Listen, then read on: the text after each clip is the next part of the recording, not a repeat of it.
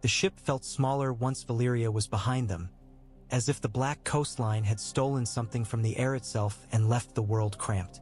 The hold below deck reeked of salt, sweat, and sour fear. Lantern lights swayed with the ship's motion, casting restless shadows over men laid in rows on rough cots.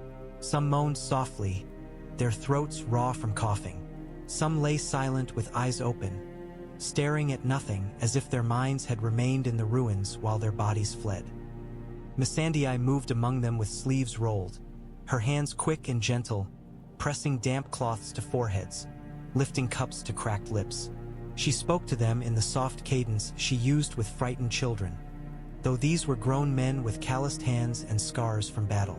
The ash had found its way into their lungs and made them sound like old bellows. Daenerys Targaryen paused at the threshold. The air was thicker here, heavy with sickness. She could taste the bitterness of Valyria again, though they had sailed for hours. The linen wrapped around her palm was stained faintly pink where the burn had wept. Her skin still throbbed with heat that did not feel like her own. Grey Worm stood to one side of the door, rigid as a spear. He did not look at the sick. His gaze stayed on Daenerys Targaryen as if she were the only thing that mattered in a room full of suffering. Tyrion Lannister looked up from the map table. His eyes were bloodshot, his hair damp from sweat. He had tried to drink earlier, Daenerys Targaryen knew, but the wine had tasted wrong after Valyria. Too sweet, too alive. How many? Daenerys Targaryen asked. Missandei's voice stayed calm by force. 4 with fever, 7 with the cough. 2 cannot stop shaking. She hesitated, then admitted, 1 has marks. Daenerys Targaryen's stomach tightened. What marks? Missandei guided her to a sailor lying near the far bulkhead. The man's face was gray, lips cracked. His eyes were half-lidded with exhaustion. When Missandei peeled back his sleeve, Daenerys Targaryen saw thin dark lines creeping along the inside of his forearm, as if ink had been poured beneath his skin. Does it hurt? Missandei asked him softly. The sailor tried to speak. His voice came out as a rasp. Hot, he managed. Like a brand. Daenerys Targaryen stared at the lines and remembered the chain's runes flaring. The sailor's scream cut short as if the world had swallowed his voice. She remembered the sensation of something in her blood answering Valyria's call. Now Valyria answered back. Tyrion Lannister stepped closer, peering. His expression tightened. That, he said quietly, is why sane people do not go to Valyria. Daenerys Targaryen's throat burned with anger. At him, at herself, at a land that punished breath. We are leaving it behind, she said. Are we? Tyrion Lannister's voice rose. Because the last I checked, we have brought home a dragon the size of a castle and whatever curse decided to hitch a ride on his scales. Her head snapped toward him. Do you think I don't know that? Tyrion Lannister flinched slightly, then steadied himself. I think you know, he said softly, and I think you will do it again if you believe it necessary. Daenerys Targaryen's jaw tightened. She looked away back to the sea. She could still picture the pale head bursting from water, steam rising off its flesh. She could still hear the man scream as teeth closed. It had not felt like battle. It had felt like being hunted. A shadow fell over the deck. Heat washed across Daenerys Targaryen's skin. Men looked up, some instinctively crouching. Balerion descended, wings beating slow. He did not land. Perhaps the ship would not hold him. But he hovered low enough that his breath rolled over the deck in hot gusts. His eye fixed on Daenerys Targaryen, unblinking. There was soot around his nostrils. His torn wing flexed, and she saw how ragged the membrane was, how old scars had been reopened by violence. Daenerys Targaryen felt a strange surge of empathy, sharp and unwelcome. He had been chained for centuries. He had been used as a seal. And now the things that had crawled beneath Valyria's wound were reaching out, trying to drag him back into darkness. She took a step forward, ignoring the way sailors sucked in breath as if expecting her to be eaten. Balerion, she said.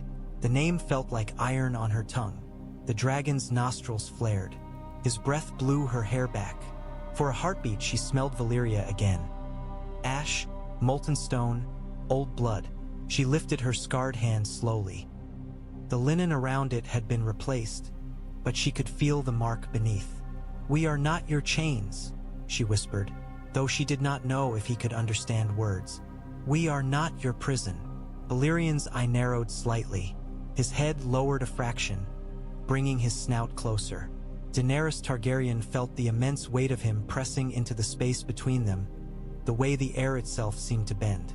Tyrion Lannister stood behind her, frozen, breath shallow. "If he decides you are a snack," he murmured. "I want it known I objected to this plan at every step."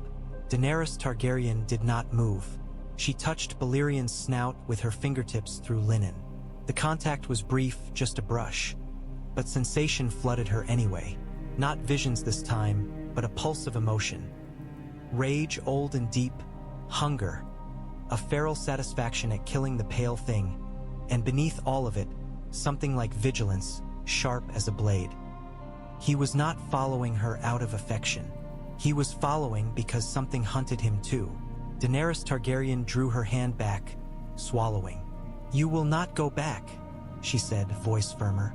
"Not into that dark." Balerian's throat rumbled. The sound vibrated through the deck. Men flinched. The dragon's gaze did not leave her. Then he rose, wing beats slow, climbing back into the ash-streaked sky, circling once above the fleet.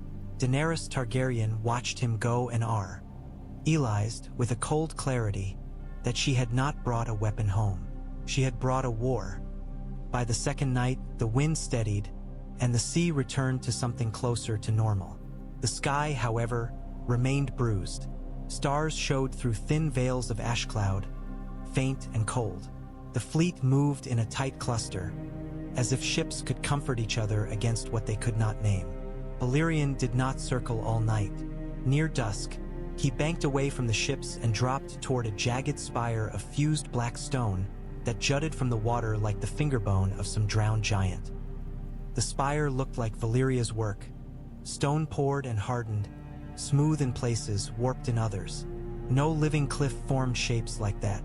He landed on it with a weight that made the sea slap hard against rock. His claws dug into the fused surface. He folded his torn wings slowly, each movement deliberate, as if he were measuring what his body could still do. The scars along his flank caught torchlight in pale ridges. Drogon circled once, then returned to the flagship and clung to the mainmast, eyes fixed on the older dragon across the water. He did not sleep. He watched the way a dog watches a wolf at the edge of firelight. Daenerys Targaryen stood at the rail, cloak drawn tight despite the warm night. The distance between ship and spire was not great, yet it felt like a world. Balerian's silhouette was immense against the faintly glowing horizon. He looked carved from night itself. Tyrion Lannister lurked near a lantern, cup in hand. The wine reflected the flame like a tiny red eye. "I would call this progress," he said, voice low. "If progress did not involve a legendary dragon perching close enough to eat us." Daenerys Targaryen did not look away from the spire. "He could have left," she said. "He did not." Tyrion Lannister snorted. "Perhaps he is simply waiting for us to grow tender." Daenerys Targaryen's burned palm ached beneath linen.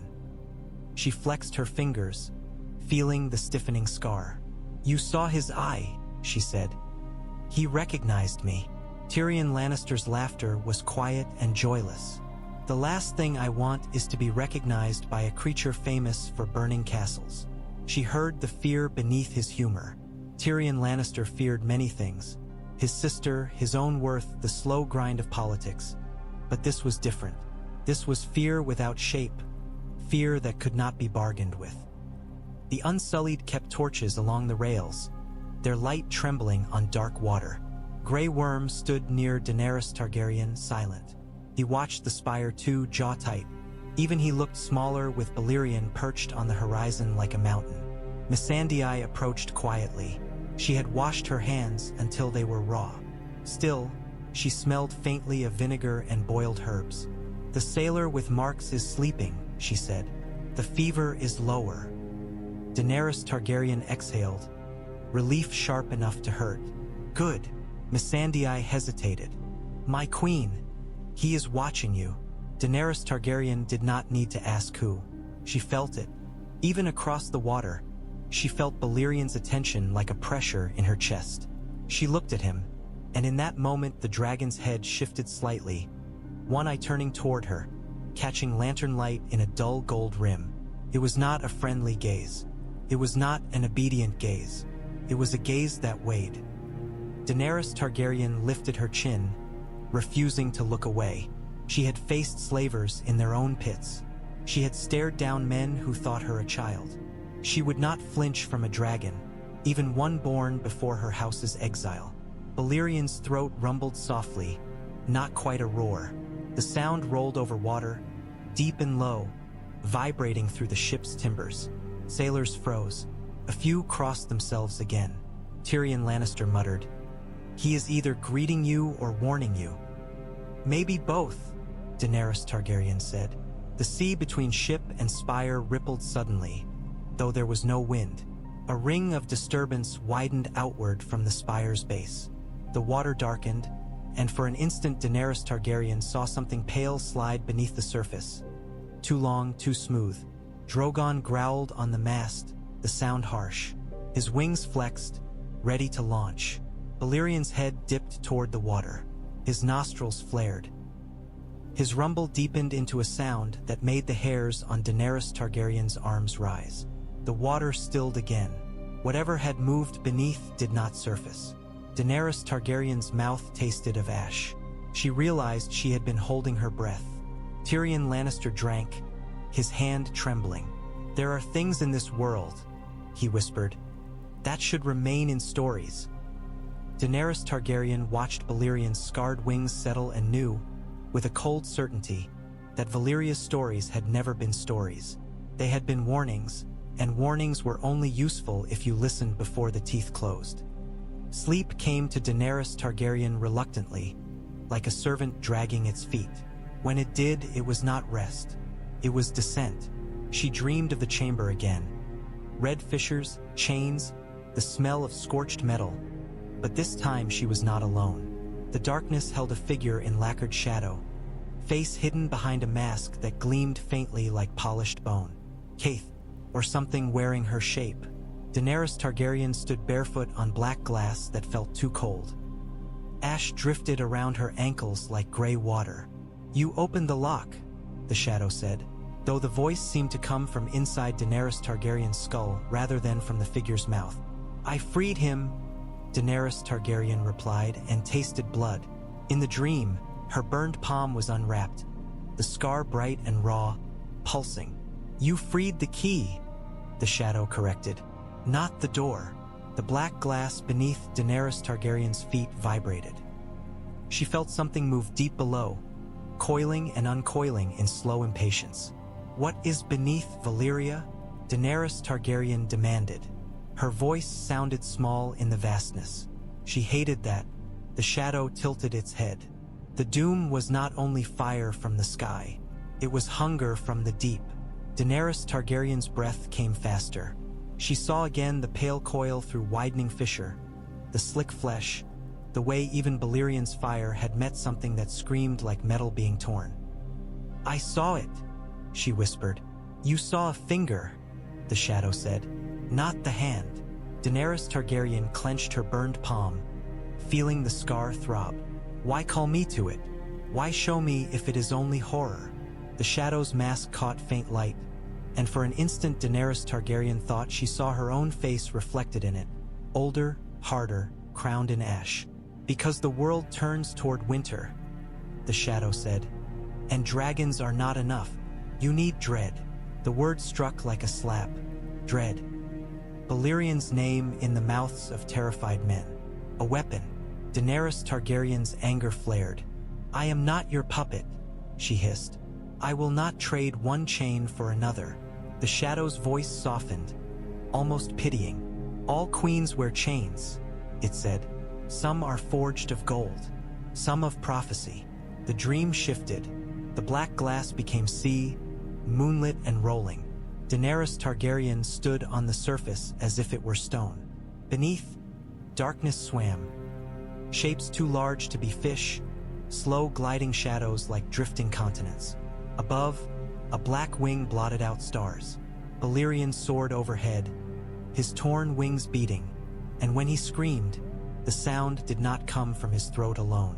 It came from the water too, as if the sea answered him.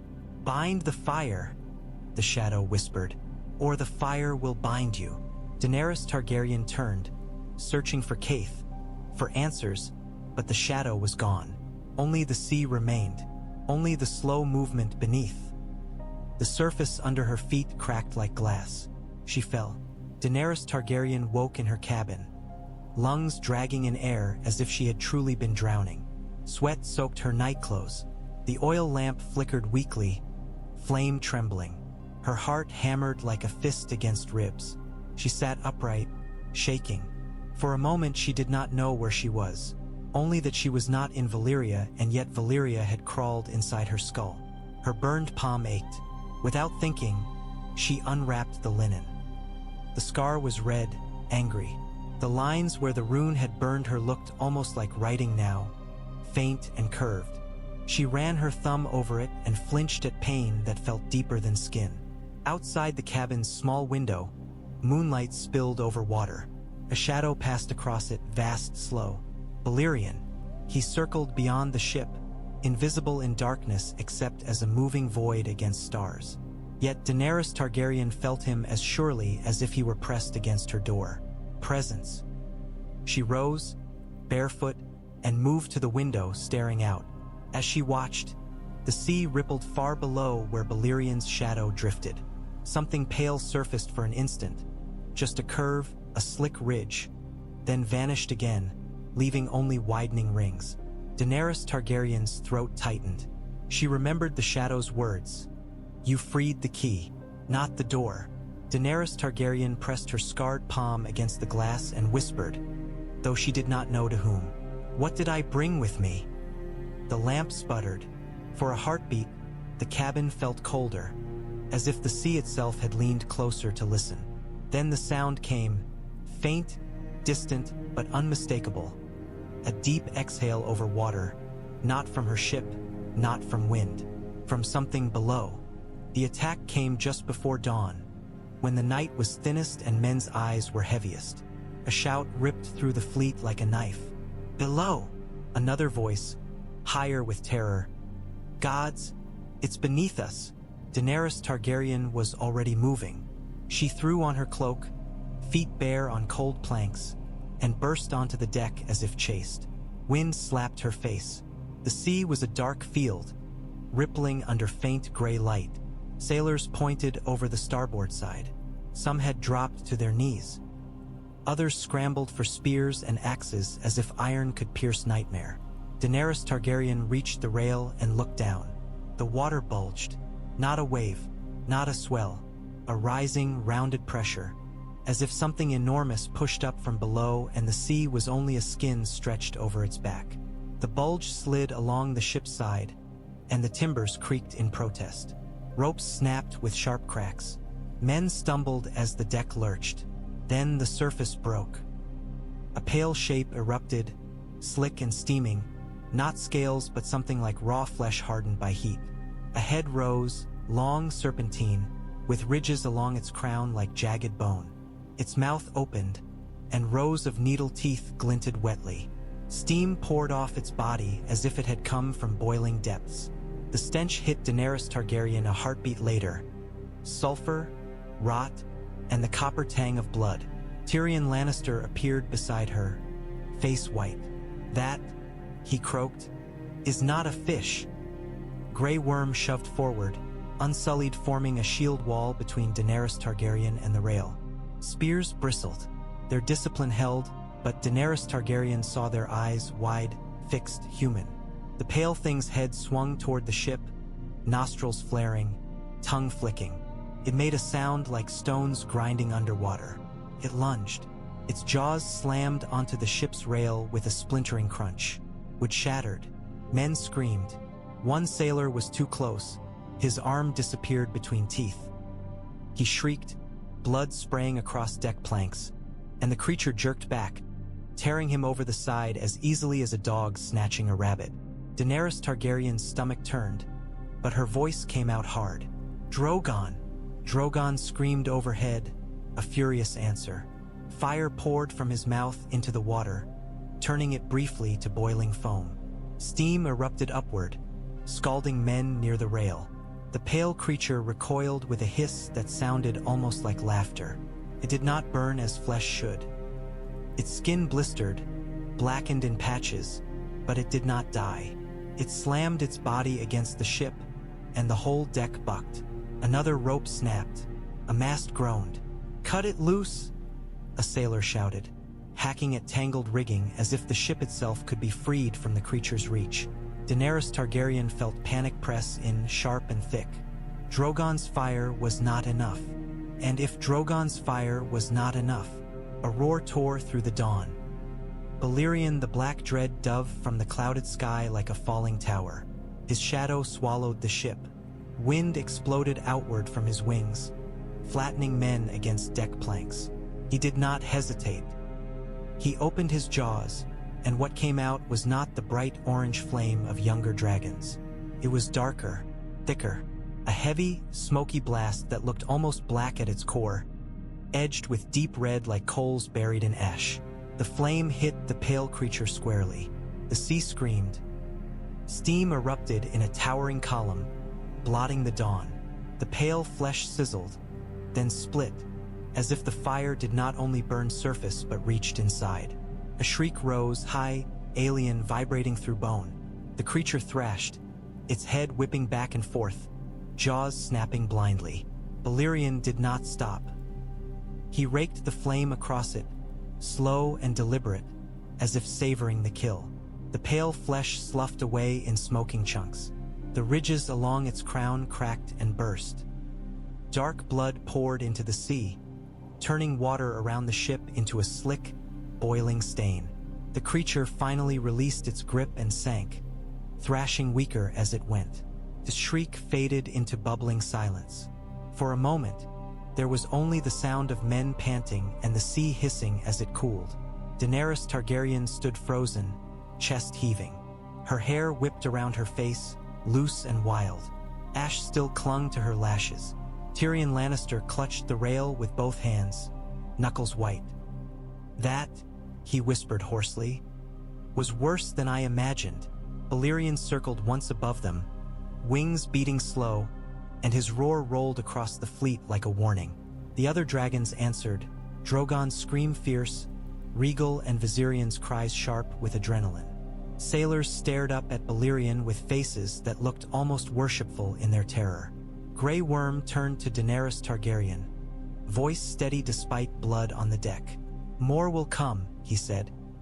Daenerys Targaryen looked down at the boiling stain on the water and felt the truth of it settle in her gut. The pale thing had come from Valyria's direction. It had followed. She had freed the key, and the door was learning it could open. The dawn that followed was a sickly thing, pale light struggling through ash-streaked cloud. Men moved on the deck like ghosts, stepping around splintered wood and smears of blood.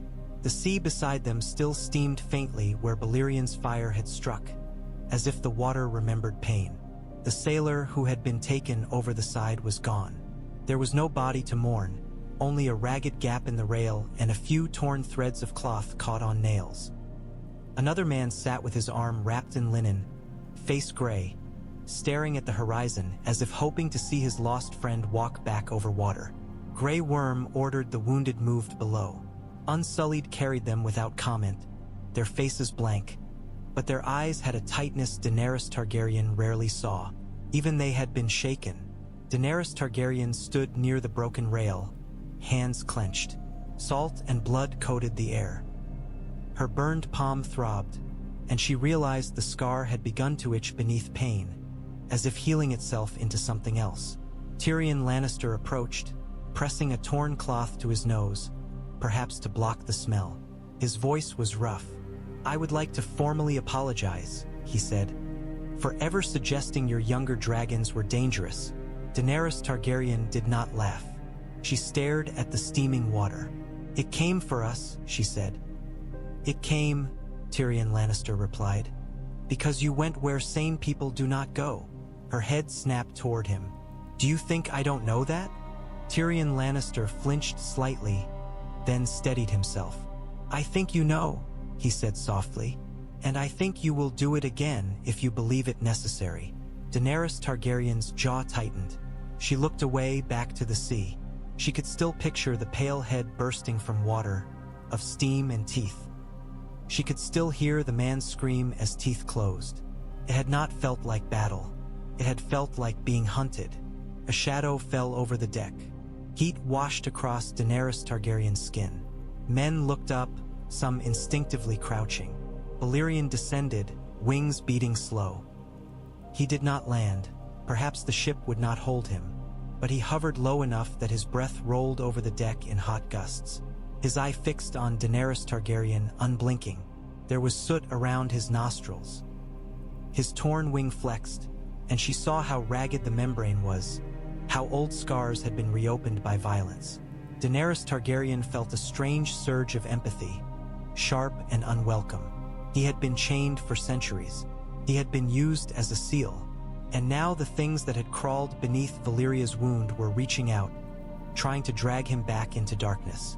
She took a step forward, ignoring the way sailors sucked in breath as if expecting her to be eaten. "Balerion," she said.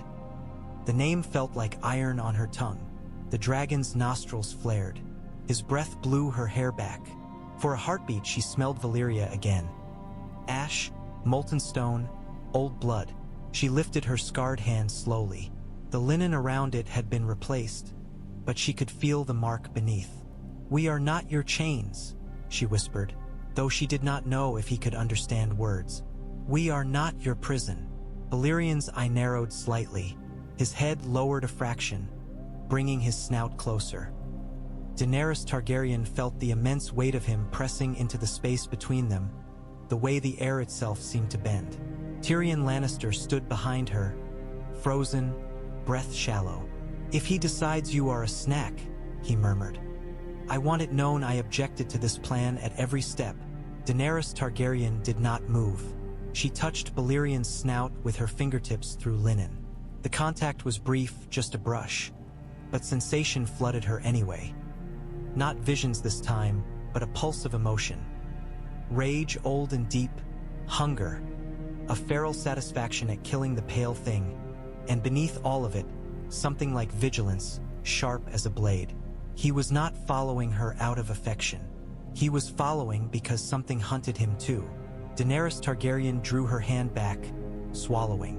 "You will not go back," she said, voice firmer. "Not into that dark." Balerion's throat rumbled. The sound vibrated through the deck.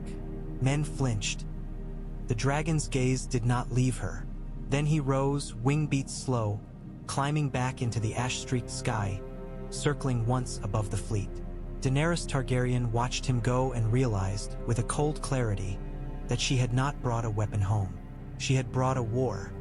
Volantis appeared like a fever dream on the horizon. Two great walls of stone straddling a river, towers rising, banners flickering in the wind.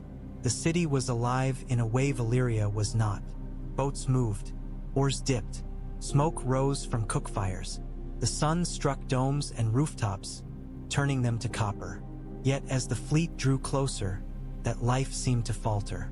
Ships in the harbor stopped, or stilled. Men on decks pointed. Above, Balerion circled. His shadow crossed the water at the river's mouth, and it felt as if even the river paused to watch him pass. Drogon flew near him now, still restless, but less openly hostile. Rhaegal and Viserion kept their distance. On shore, the Red Temple's terrace was crowded with crimson robes. Priests and priestesses gathered like a field of blood, arms raised. Their voices carried faintly over water, chants, rhythmic and urgent. Even from this distance, Daenerys Targaryen felt their attention like heat. Tyrion Lannister stood beside her, squinting. "You seem to have acquired an audience," he said. Varys's expression was unreadable. "They believe dragons are signs," he murmured, "and they believe signs belong to them." Daenerys Targaryen watched the crowd on the terrace. Some knelt, some wept, some raised hands as if to touch Balerian's shadow. She had seen men worship her before. It had never made her comfortable. A small boat rowed out from the river's mouth toward the fleet, oars cutting quick through water. It flew no hostile banner. Instead, it carried a single crimson standard with a flame stitched in gold. Grey Worm approached, eyes hard. "We stop?" he asked. Daenerys Targaryen's gaze stayed on the approaching boat. "We listen," she said. Tyrion Lannister's mouth tightened. "Listening is how you end up invited into temples and stabbed in alleys." "Then stay close," Daenerys Targaryen replied. The boat reached their flagship. A rope was thrown.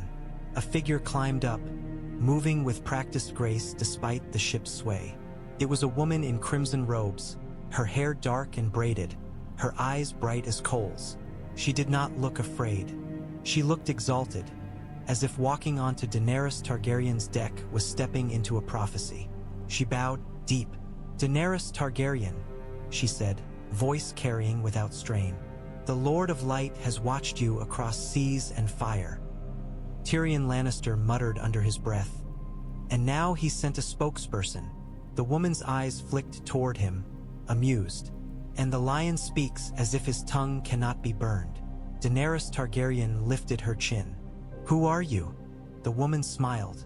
"Kinvara," she said, "servant of R'hllor, voice of the flame." Varys's eyes narrowed slightly. "We have met red priests before," he said softly. "Some are kinder than others." Kinvara's smile did not waver. "Kindness is for children and poets," she replied. "I bring truth." Daenerys Targaryen felt the deck's heat shift subtly as Balerion passed overhead. Kinvara looked up, eyes shining. "He has returned," she whispered, reverent. "The Black Dread, the shadow that ended kings." Tyrion Lannister's voice was dry. "Yes, well, he also ended the peace of my nerves." Kinvara ignored him, her gaze returning to Daenerys Targaryen. "You have done what was written," she said. "You went into ash and brought out the old fire. The world trembles." Daenerys Targaryen's stomach tightened. "The world trembles because something followed us," she said. "Something from the deep." Kinvara's expression softened, almost sympathy. "The fire beneath the world is never gentle," she said. "When you stir it, it stirs you in return." Daenerys Targaryen felt the shadow's words echo in her skull. "Bind the fire." She stared at Kinvara and asked, quietly, "What do you want?" Kinvara's smile widened. "To help you," she said simply, "because the night is coming, and you will need more than dragons. You will need faith." Tyrion Lannister's laugh was thin. "Faith is a poor shield." Kinvara looked at him with eyes like coals. "It is better than wine," she said, "and it burns longer." Daenerys Targaryen did not like speaking of prophecy in small rooms. Prophecy felt like a net thrown over your head. Fine threads you could not see until you struggled. Yet she brought Kinvara below deck into a private cabin, because she preferred to hear dangerous words away from sailors' ears. Tyrion Lannister insisted on coming, of course, and Varys drifted in behind like a patient spider. Grey Worm waited outside the door with Unsullied, a silent promise of violence if needed. A single candle burned on the table between Daenerys Targaryen and Kinvara, its flame steady despite the ship's motion, as if it had decided to be stubborn. Kinvara watched it with calm devotion. Daenerys Targaryen watched Kinvara. "You called Balerion a sign," Daenerys Targaryen said. "Signs can be misread." Kinvara's eyes lifted. "Not this one," she said. "Fire knows its own."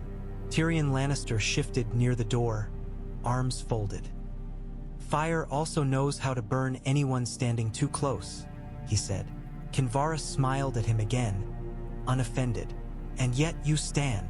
"I enjoy danger," Tyrion Lannister replied dryly. "It makes my drinking feel productive." Daenerys Targaryen ignored him. "Tell me what you know about what followed us," she said. Kinvara's smile faded, replaced by something more serious. "The doom left scars," she said slowly. "Not only in stone, in the world." There are places where the veil is thin, where the earth remembers older hungers. Your dragons are fire made flesh. They awaken what sleeps. Daenerys Targaryen's scarred palm tingled under linen. So the pale creature came because of the dragons? It came because of Valyria, Kinvara corrected. It tasted the air again, felt the chains loosen. It smelled freedom, and it hates freedom. Varys spoke softly. Is there a way to stop them from following? Kinvara's gaze flicked to him. Some doors can be closed again, she said. If you know the words, if you have the keys. Her eyes returned to Daenerys Targaryen. That is why the Lord of Light favors you. You are not only queen, you are a lock. Daenerys Targaryen felt irritation spark. I am not a lock, she said. I am a woman. Kinvara's tone was gentle but firm.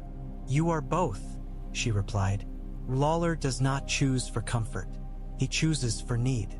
Tyrion Lannister pushed off the wall slightly. And what does your god need exactly? He asked. Aside from applause and the occasional sacrifice? Kinvara's eyes hardened for the first time. He needs the night to end, she said. Daenerys Targaryen's heartbeat quickened. The White Walkers, she said, naming the fear whispered in Westeros like an old curse. Kinvara nodded once. The great other moves in cold, she said. In silence, in death. It will come for your world. It will come for your throne. It will come for your dragons. Daenerys Targaryen's stomach tightened. Then why waste breath on Valyria's deep things? If the true threat is in the north. Because all threats are one web, Kinvara said. Fire below, ice above, and between them the world burns. Daenerys Targaryen's gaze slid toward the porthole. Outside, the sea rolled. A shadow passed over the water. Balerian's wings sweeping by, blotting candlelight for an instant. The cabin dimmed, then brightened again. Kinvara watched Daenerys Targaryen's face. He will not bow to you easily, she said softly. He is too old, too scarred, too angry, but he will not leave you. Daenerys Targaryen's voice was quiet. How do you know that? Kinvara's smile returned, small and knowing. Because he remembers chains, she said. And he sees in you the only blood that ever held his leash. Daenerys Targaryen's jaw tightened. I do not want a leash, she said. I want understanding. Kinvara leaned forward slightly, candlelight painting her features in gold and shadow. Then understand this, she said. The Black Dread is not only a dragon. He is a wound that learned to fly. Treat him as a weapon, and he will make you a weapon too. Tyrion Lannister exhaled sharply, as if relieved someone else had said what he feared. Finally, he muttered. A priestess who knows how to frighten properly. Daenerys Targaryen stared at Kinvara, feeling the weight of her words settle. A wound that learned to fly. Outside, the sea rolled, indifferent. The ship creaked, impatient to move on. And in the air above, Balerion circled, shadow and fire, refusing to let the world forget him. They left Volantis behind without docking, the river city shrinking into a smear of stone and banners. The Red Temple's terrace remained crowded even as distance grew, crimson dots against pale walls. Daenerys Targaryen could still hear the faint echo of chanting long after it should have faded, as if the sea itself carried the priests' voices. By midday, the horizon ahead darkened, not with storm, but with sails, black sails, bronze-bound prows. Ships cutting toward them with the purpose of teeth. The fleet erupted into movement. Sailors shouted. Ballistae were hauled into position, thick bolts loaded. The ships tightened formation. Unsullied lined the rails with spears, useless against ships but steadying men's hearts by their presence. Tyrion Lannister climbed to the quarterdeck, eyes narrowed. Pirates, he said, or slavers, or slaver pirates, which is a tedious combination. Varys peered toward the approaching ships. They've chosen poorly, he murmured. Daenerys Targaryen stepped forward, cloak snapping in wind. Signal them, she commanded. Tell them to turn away. A horn sounded. A banner was raised, her dragon sigil stark against sky. For a heartbeat, Daenerys Targaryen hoped the sight would be enough. Hope was foolish, but it still lingered in her, sometimes like a stubborn weed. The enemy ships did not slow. If anything, they came faster, oars flashing. She could see men on their decks now. Helmets glinting, bows raised. An arrow hissed through the air and struck the rail near Daenerys Targaryen's hand. Grey Worm moved instantly, stepping between her and the enemy, shield lifted. "They attack," he said flatly. Daenerys Targaryen's face hardened. "Then they die," she said. Drogon screamed overhead, diving low, and fire poured toward the nearest black-sailed ship. Orange flame licked across deck planks, igniting tar, men scattering. The ship's sails caught, burning bright. But the enemy did not break. More ships surged forward, arrows darkening the air. One bolt from a ballista slammed into Daenerys Targaryen's ship's side with a crack, embedding itself. The deck shuddered. Tyrion Lannister swore, ducking. "They've brought heavier toys." Daenerys Targaryen looked up. Balerion had been circling higher than the others, as if watching the sea for pale threats. Now he turned toward the enemy fleet with terrifying calm. He did not scream like Drogon. He did not rush. He banked slowly, lining himself up like a siege engine aiming. His throat glowed deep red, then darker, as if coals were being buried beneath ash. Daenerys Targaryen felt heat rush across the deck in anticipation. Men looked up, faces caught between fear and awe. "No," Tyrion Lannister said hoarsely. "Wait," Balerion exhaled. The flame that poured from his mouth was not a simple blast. It was a rolling wave, thick and heavy, a torrent of dark fire that looked almost like smoke given heat. It slammed into the lead enemy ship and did not merely set it alight. It melted it, wood blackened, then softened, then sagged as if made of wax. Bronze fittings glowed bright, then ran. Men screamed, not only from burning but from the sheer terror of watching their ship turn into a collapsing, molten thing beneath their feet. The sea hissed where dripping fire met water, sending up steam. Balerion swept his head slightly, and the dark flame rolled across the next ship in line. Its mast buckled, then folded, sails collapsing into fire. Men leapt overboard, splashing into water that boiled around them. The enemy fleet faltered. The front ships slowed as if struck by invisible hands. Those behind tried to pull away, oars churning in panic. It was too late. Balerion's wing beats were slow, steady. He hovered like a black god above them, pouring ruin with methodical patience. He was not a dragon in battle. He was a judgment. Drogon joined him, fire bright and savage, smaller and wilder. Regal and Viserion circled, screaming, their flames striking where they could. But it was Balerion's dark fire that broke the enemy's will. The sea became a field of burning wreckage, smoke rising in thick columns.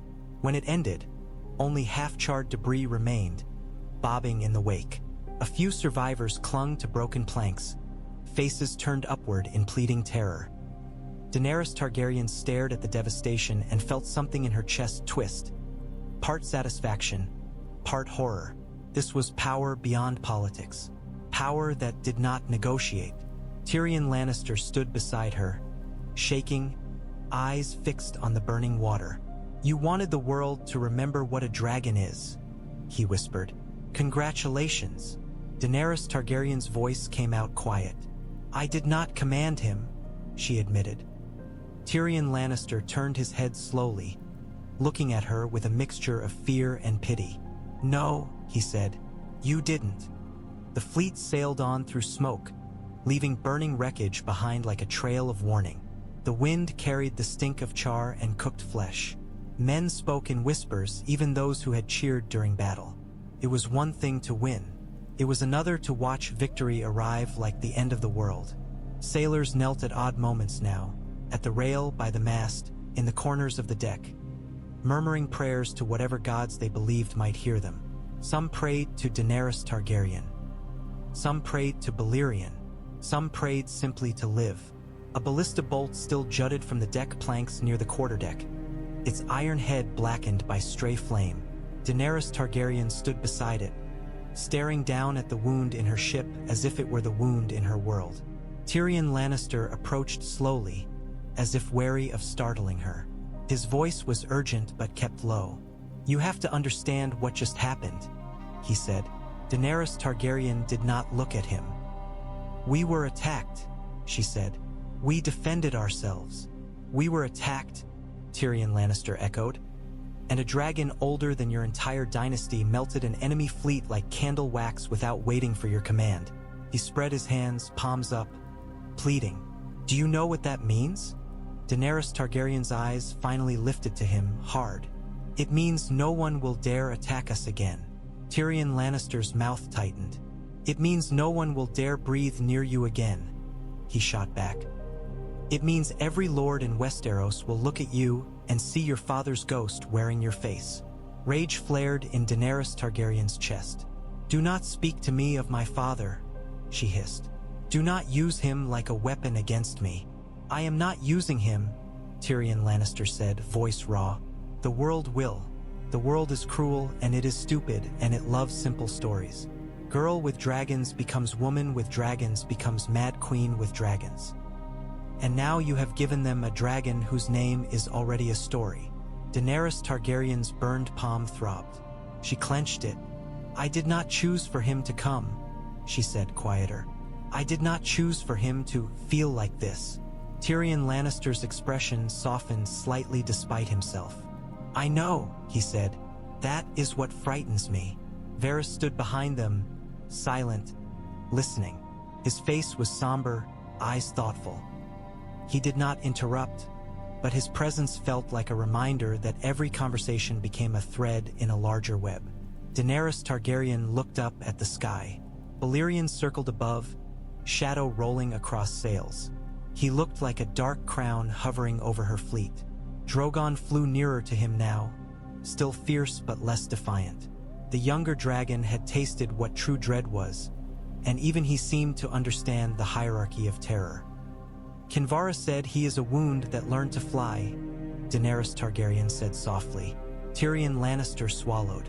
"Yes," he murmured, "and wounds bleed."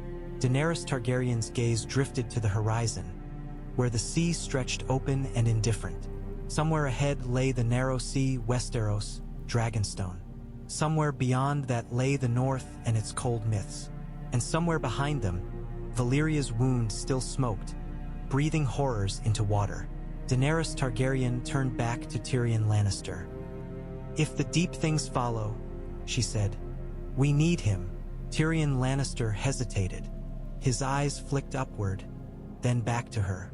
"Perhaps," he admitted reluctantly, "but needing him does not mean trusting him." Daenerys Targaryen's jaw tightened. "Then we learn," she said, "before Westeros forces the lesson on us." Tyrion Lannister let out a shaky breath. "Learning," he said, "is usually less painful when it doesn't involve molten ships." Daenerys Targaryen's mouth twitched, not quite a smile. "You are alive," she said. "For now," Tyrion Lannister replied. Above, Balerion screamed. A low, resonant sound that made the rigging tremble. Sailors flinched. Some bowed their heads. Daenerys Targaryen did not bow. She only watched, and felt the weight of the dragon's shadow settle deeper into her bones like a second spine. The next dawn was almost gentle. The ash clouds thinned. Blue showed through at last, pale and fragile as a promise. Sunlight spilled across the sea, turning waves to hammered silver. For a few hours, the world looked ordinary again, as if it had never known Valyria's taste. That ordinariness frightened Daenerys Targaryen more than smoke. She stood at the bow, alone, cloak streaming behind her. The wind smelled of salt and distance now rather than sulfur. The fleet moved steady, sails full. Men worked with more confidence. Whispers still lingered, but they were quieter. Survivors always tried to pretend the teeth had missed them on purpose. Daenerys Targaryen stared west. Somewhere beyond the horizon lay Dragonstone, black and jagged, the first stone of her family's conquest and exile. She had imagined returning there with her 3 dragons, her army, her banners. She had not imagined returning with Balerion the Black Dread and the echo of Valyria's wound at her heels. Behind her, she heard footsteps, soft, careful. Tyrion Lannister and Varys stopped a few paces away, not intruding, but close enough to remind her she was not alone in this madness. Varys spoke first, voice quiet. "The enemy ships we destroyed, they will not be the last to test you." Daenerys Targaryen did not turn. "Let them test," she said. Tyrion Lannister's voice was rough with exhaustion. "You know," he said, "I once thought the most dangerous thing in the world was my sister's smile." Daenerys Targaryen glanced back at him. "And now?" Tyrion Lannister followed her gaze upward. Balerion flew ahead of the fleet, cutting through the morning sky like a moving mountain. He did not circle aimlessly today. He flew with purpose, head angled west, as if he knew where they were going, or where he wanted them to go. Drogon followed, still proud, still fierce, but in the wake of the older dragon's shadow. Rhaegal and Viserion trailed behind like lesser flames. Tyrion Lannister swallowed. "Now," he said, "I think the most dangerous thing in the world is a story that decides to become true." Daenerys Targaryen turned back to the horizon. Her burned palm itched beneath linen. She imagined the scar beneath, the faint curve of rune-like lines, as if Valyria had signed its name on her flesh. "We cannot unmake what is done," she said softly. Varys's voice was careful. "No," he agreed, "but you can decide what it becomes." Daenerys Targaryen watched the sea glitter innocently, hiding whatever lurked beneath. She thought of the pale head bursting from water, of steam and teeth. She thought of Balerion's dark flame turning ships to molten ruin. She thought of Westeros, where men would either kneel or scheme, where fear would wear 1,000 faces. She lifted her chin. "Then it becomes mine," Daenerys Targaryen said. Above, Balerion's wings beat slow and steady, and his shadow slid over the sea like an omen pointing west. The sea changed as they drew nearer to the narrow sea, not in color but in temperament. The waves grew sharper, more impatient, as if they had been waiting for the world to return to the shape it remembered. The air tasted cleaner, though Daenerys Targaryen still found ash on her tongue when she breathed too deeply, like a memory that refused to be rinsed away. Men spoke of Westeros now in half-prayers and half-curses. Some had been there as sellswords and carried the smell of damp forests in their dreams. Most knew it only from rumor, but even rumor had weight when a home had been an idea for most of a lifetime. Daenerys Targaryen stood at the rail and watched the horizon with a feeling she could not name. It was not joy, it was not dread, it was something colder, like the moment before a door opened. Tyrion Lannister joined her with a cloak thrown over his shoulders and no wine in his hand. He looked as if the sea had scraped him raw. "The closer we get," he said, "the more I remember what Westeros does to people." Daenerys Targaryen did not take her eyes from the water. "It kneels," she said, "or it burns." Tyrion Lannister's mouth twisted. "Yes, that is exactly the sort of sentence that will make half the realm kneel and the other half sharpen knives." A gull wheeled overhead, crying, and the sound made Daenerys Targaryen's heart jump. It was the first bird she had heard since Valyria. Life sounded strange after so much silence. Far above, Balerion flew ahead like a dark herald. He did not circle idly today. He moved with purpose, cutting a line westward as if he could smell stone through salt and wind. Drogon followed at a distance, stubbornly refusing to be seen as a lesser shadow, though he kept glancing toward the older dragon as if daring him to look back. Daenerys Targaryen watched Balerion's torn wing beat, steady and relentless. She remembered his eye in the ruin, the weight of it, the way it had felt like a judgment passed from an age that did not care if she lived or died. Yet when the pale thing had risen from the sea, it was Balerion who had struck first, as if protecting the fleet was instinct, protecting the world from what followed him. Missandei approached quietly, her face drawn with fatigue that kindness could not hide. "The marks have not spread," she murmured. "The sailor is awake and speaking." He asked, "If the sea is safe." Daenerys Targaryen's scarred palm itched under linen. Safe. The word felt foolish. "Tell him the sea is never safe," she said, softer than she intended. "Tell him we are leaving the worst behind us." Missandei's eyes flicked to the water, and Daenerys Targaryen saw the fear there, held carefully like a cup that might spill. "Are we certain," Missandei asked, "that it was only one?" Daenerys Targaryen's gaze dropped to the waves. Sunlight glittered on their peaks like scattered coins. Beneath, darkness moved in slow, indifferent currents. She thought of the bulge rising against the hull, of teeth and steam. She thought of the way the sea had screamed beneath Balerian's fire. "No," Daenerys Targaryen admitted. "We are not." That night, as the fleet tightened formation and lanterns trembled on rolling water, the ships passed the wreckage of an older battle.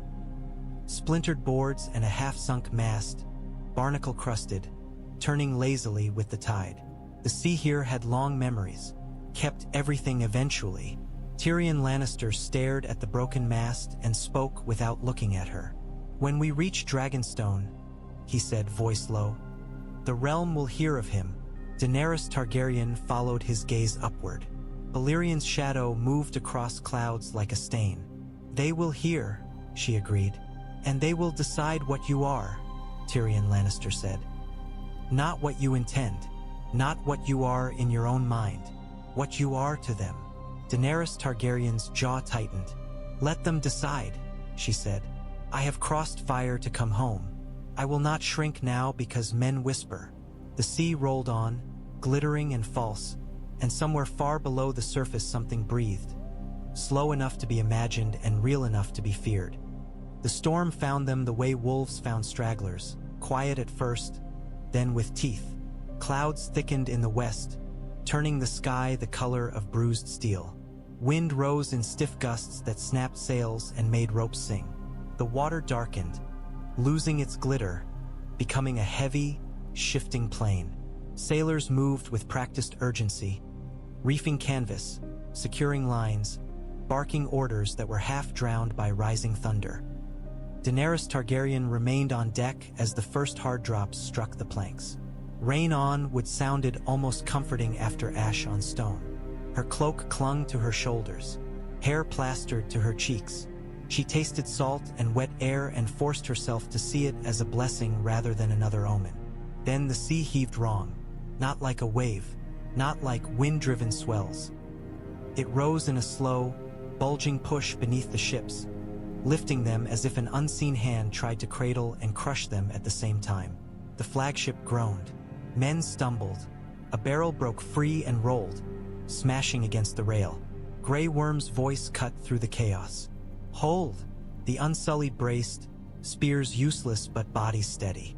Tyrion Lannister clung to a rope, his face pinched with equal parts rain and terror. "Tell me," he shouted over wind, "that this is only a storm." Daenerys Targaryen stared down at the water. For a heartbeat she saw pale brightness under the surface, like slick bone turning in dark currents. The ship lurched again. A sailor screamed as he was flung hard against a mast. Drogon screamed overhead, angry, wings beating against rain. Rhaegal and Viserion wheeled closer, their cries sharp. And then Balerion dropped from the clouds like a falling shadow, wings cutting through rain as if the storm were nothing. He hovered low over the waves, close enough that spray leapt to his scales. Lightning flashed, and for an instant his body was illuminated, scarred black plates and torn wing membranes stretched wide. He opened his jaws. The sound that came out was not a roar. It was a rumble that rolled across water and wood, vibrating through the hull and up into Daenerys Targaryen's bones. The sea answered. A long, pale curve broke the surface half a ship length away, slick and steaming even in rain. It rose higher, exposing ridged flesh and a hint of a maw opening beneath water, teeth glinting like wet needles. Another bulge swelled farther out, too large to belong to anything that should swim. Men shouted, panic fracturing discipline. "More!" someone screamed. "There's more!" Daenerys Targaryen felt her throat constrict.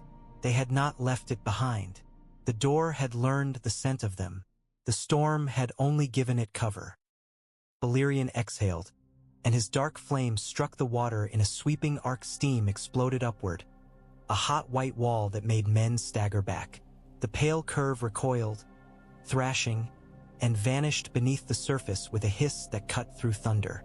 The second bulge faltered, as if reconsidering, then sank as well. The ship rocked violently as the sea settled. Still rough, still storm-tossed, but no longer wrong in that deliberate, living way. Rain hammered down. Lightning cracked again, and Daenerys Targaryen saw Balerion's eye briefly as he turned. Dull gold rimmed with shadow, watching the water as if daring it to rise again. Tyrion Lannister crawled toward her on hands and knees, soaked and shaking. "If you ever again feel called by a dream," he gasped, "I am begging you to write a poem instead." Daenerys Targaryen's laugh did not come. She watched the water, heart hammering, and realized with sudden clarity that they were carrying more than a dragon to Westeros. They were carrying a trail. Balerion climbed back into the storm, wings beating steady, and the fleet pushed on under bruised skies, rain washing ash from decks but not from souls. Dragonstone rose from the sea like a clenched fist. The cliffs were black and jagged, slick with salt and spray, crowned by the castle's angular silhouette. Towers and walls perched atop rock like teeth, and the great causeway that led inward looked carved by the hand of something that did not care for softness. Even from a distance, Daenerys Targaryen felt it. The weight of old stone, the pull of ancestry, the cold familiarity of a place she had never walked and yet had carried inside her all her life.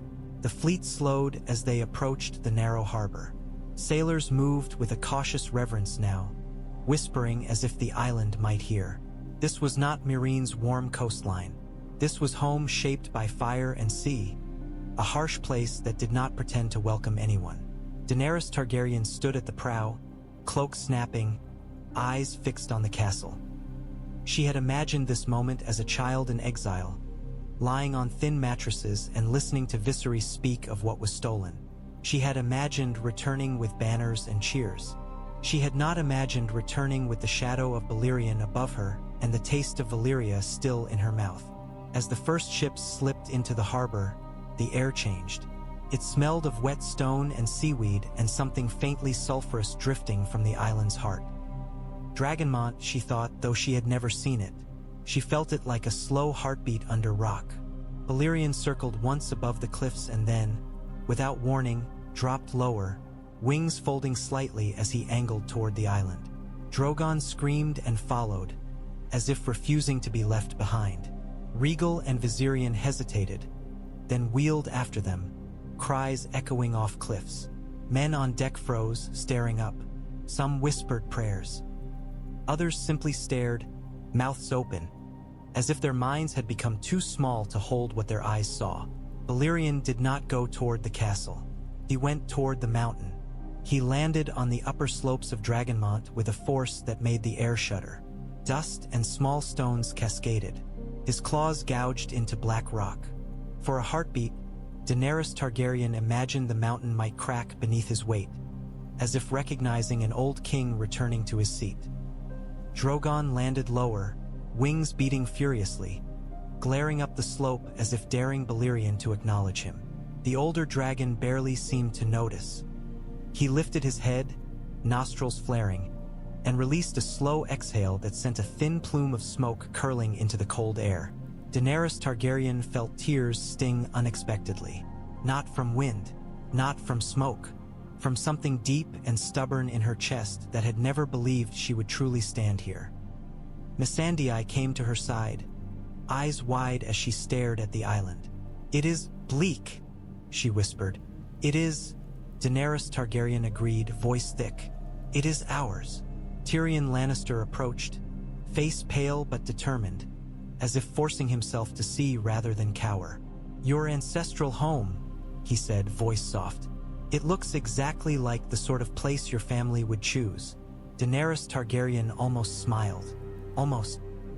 Then her gaze returned to Dragonmont, to the black shape of Balerion perched like a living monument on the slope. "He knows it," she whispered, Grey Worm's voice was steady. "We secure." Daenerys Targaryen nodded. Boats were lowered. Men prepared to land. Unsullied formed ranks. The sea slapped against rock with impatient rhythm. Above, the dragons settled into uneasy stillness, their shadows stretching over the island like long fingers. When Daenerys Targaryen's boots finally touched Dragonstone's dock, the stone was cold beneath her feet. She bent slightly and pressed her wrapped palm to it, feeling the chill seep through linen. The island did not welcome her with warmth, but it did not reject her either. It simply existed, heavy with history, waiting to see what kind of Targaryen had come home. Dragonstone's halls smelled of damp stone and old smoke. They were carved and shaped with a brutal artistry. Arches that resembled dragon jaws, columns that twisted like scaled necks, shadows that clung stubbornly in corners even when torches flared. The castle felt alive in the way a sleeping beast felt alive. Not moving, but never truly still. Daenerys Targaryen walked through it with Missandei and Tyrion Lannister at her side, unsullied ahead and behind, their footsteps echoing off black walls. She tried to imagine her ancestors here. Aegon and his sisters, stern and young, speaking of conquest as if it were weather. She tried to imagine her father pacing these corridors, rage coiled tight behind his eyes. The stone offered no answers. It only offered silence. In the chamber that would become her war room, a great table had been carved from a single slab of stone. The painted table, Westeros etched into it in raised relief. Daenerys Targaryen traced the coastline with her gaze, feeling the shape of a continent she had never walked. The north sprawled large and cold. King's Landing sat like a hooked claw on the eastern shore. Tyrion Lannister leaned over the table, fingers hovering above familiar names. "There," he murmured, pointing. "Your sister's enemies, your brother's ghosts, all waiting to see if you are a savior or a monster." "I am not my father," Daenerys Targaryen said automatically, though the words felt like a charm spoken against fear rather than a simple truth. Tyrion Lannister looked up at her, tired eyes sharp. "Then you must be seen not to be," he said. "That is the difficulty with blood. People remember what it did before you were born." Varys appeared like he belonged to the shadows, his footsteps quiet. "Ravens are prepared," he said. "Letters for the great houses. Invitations, if you wish, and warnings if you prefer them." Daenerys Targaryen turned to him. "No threats," she said. "Not yet." Varys inclined his head. "As you command." Grey Worm entered with a report, face expressionless. "Castle secure," he said. "No enemy. Few servants. They obey." Daenerys Targaryen nodded, grateful for the simple certainty of soldiers. She looked out the high window toward Dragonmont. Smoke drifted faintly from the mountain's peak, thin as breath in cold air. A black shape was visible against the slope, Balerion motionless, watching the sea beyond as if he could see through rock. "Can we reach him?" Missandei asked quietly, as if speaking too loudly might summon the dragon down the corridors. Daenerys Targaryen's scarred palm ached. "Not yet," she said. "He will come when he chooses." Tyrion Lannister's humor returned, brittle but present. "Wonderful," he muttered. "We are ruled by a queen and a dragon who refuses to be ruled." Daenerys Targaryen did not reprimand him.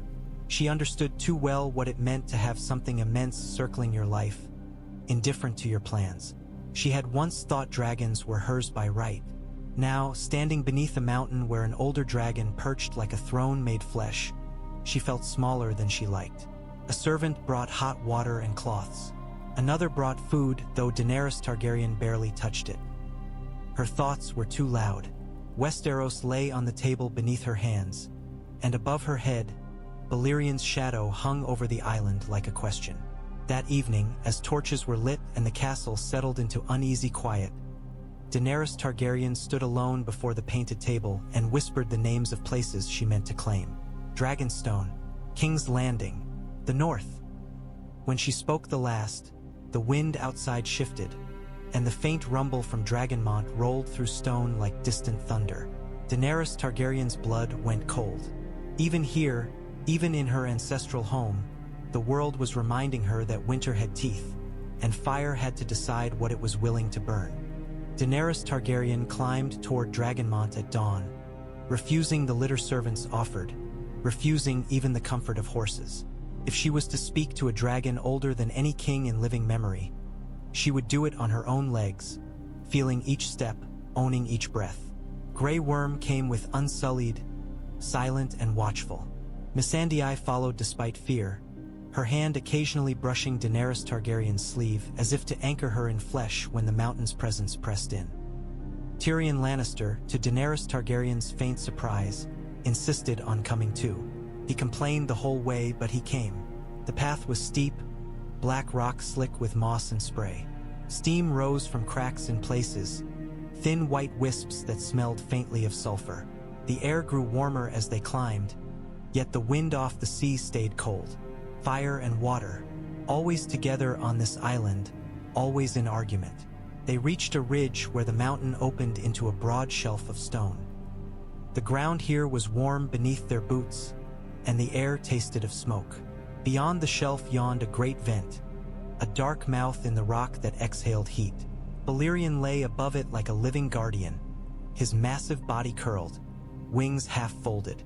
His scars were clearer in daylight, pale lines crisscrossing black scale, the torn edges of his wing membranes like old banners. His head rested on his forelegs, I half-lidded, as if he had been waiting and now found the waiting tiresome. Drogon was there too, perched on a lower rock outcrop, glaring up at the older dragon and then at Daenerys Targaryen as if the mountain were his and she were trespassing. Rhaegal and Viserion circled overhead, unwilling to land so close to Balerion's heat. Daenerys Targaryen stopped at the edge of the shelf. The Unsullied halted behind her. Missandei's breath hitched. Tyrion Lannister muttered something under his breath that might have been a prayer or a curse. Daenerys Targaryen stepped forward alone. Balerion's eye opened fully, fixing on her. The attention hit her like a wave of heat. She forced herself not to flinch. She had walked into flame once. She could walk into this gaze. She lifted her wrapped hand and slowly unbound the linen, exposing the scar. The mark looked uglier in daylight, curved lines like faint writing burned into skin. It pulsed slightly, as if remembering the rune's heat. Daenerys Targaryen held the scar out, palm open. "I did not come to chain you," she said, voice steady though her throat was tight. "I did not come to use you." Balerion's nostrils flared. His breath rolled over her, hot and smoky, carrying the scent of deep earth and old fire.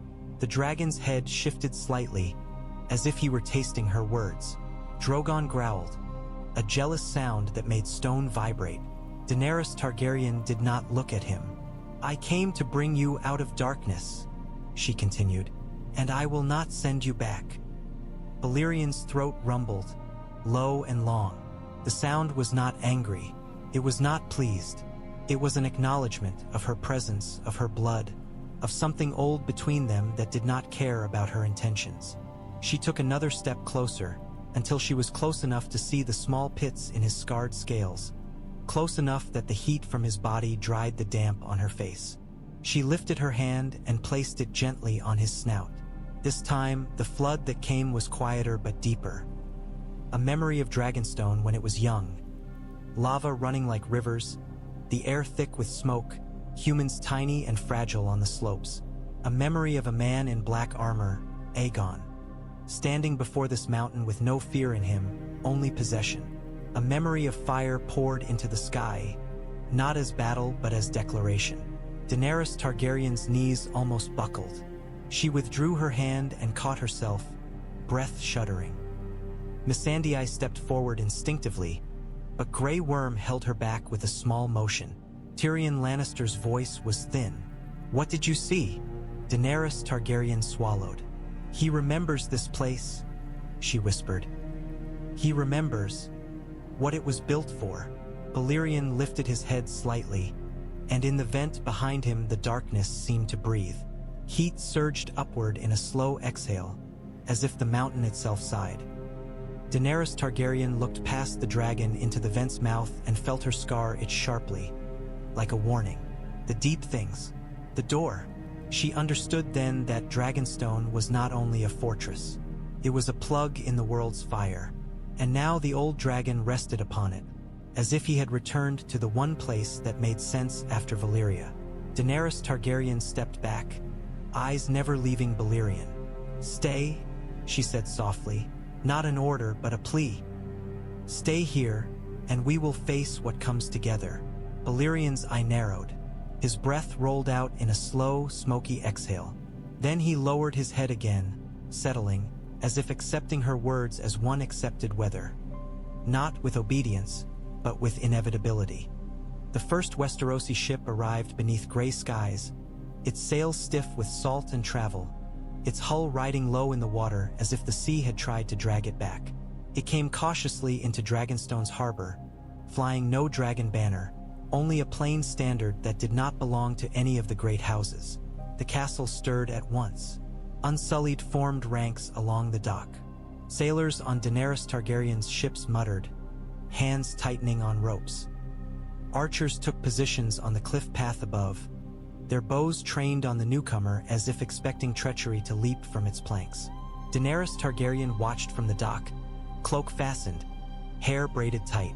Tyrion Lannister stood beside her with the wary poise of a man who knew that greetings in Westeros were often disguised threats. Varys lingered a step behind, eyes narrowed, reading the approach like a letter written in dangerous ink. As the ship docked, a gangplank thudded into place. Men descended, few, travel-worn, faces hardened by northern weather. One of them was older, broad-shouldered, with a smuggler's ease in his movement. Another was younger, lean, dark-haired, with a gaze that held both caution and resolve. Jon Snow. Daenerys Targaryen had heard his name spoken in whispers. King in the north, bastard of Winterfell, the man who had raised banners against the Boltons and brought the north back under Stark rule. Rumor painted him as a wolf with a crown of ice. Standing here, he looked like a man who had learned to carry responsibility the way others carried wounds. Carefully, because it never stopped hurting. His eyes lifted to the castle, then to Daenerys Targaryen.